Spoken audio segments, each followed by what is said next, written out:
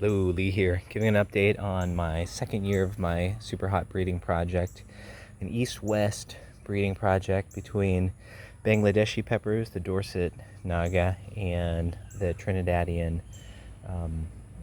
Moruga scorpion.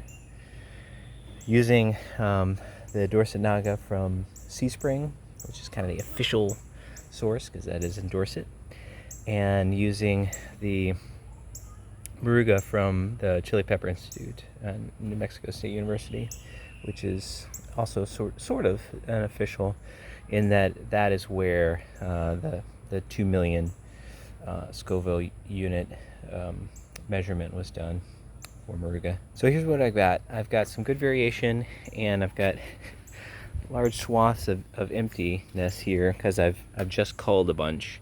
You can see over here. That's a pile of those that didn't make the cut. So these are the ones that did make the cut.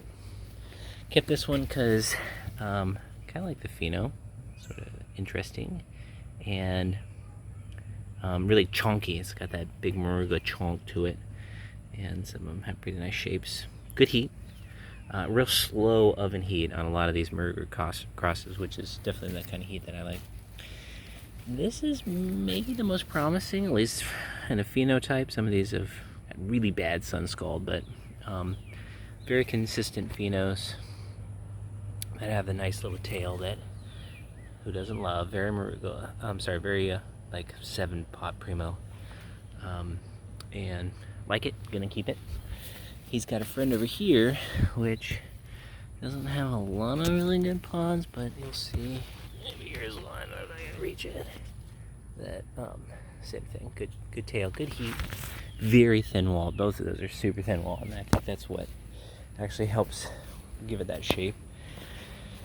This one I'm giving a little more try because it got whacked down early on and is now just recovering, so it hasn't fruited a lot. This one I'm saving just because it's got sort of an orange color.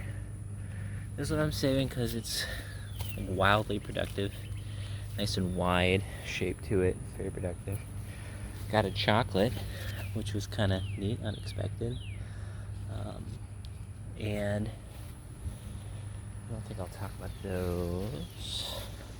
And then this row is the Douglas times Dorset, actually Dorset times Douglas. Dorset is the mother. Had trouble getting the Douglas and the Moruga to accept pollen as the mother.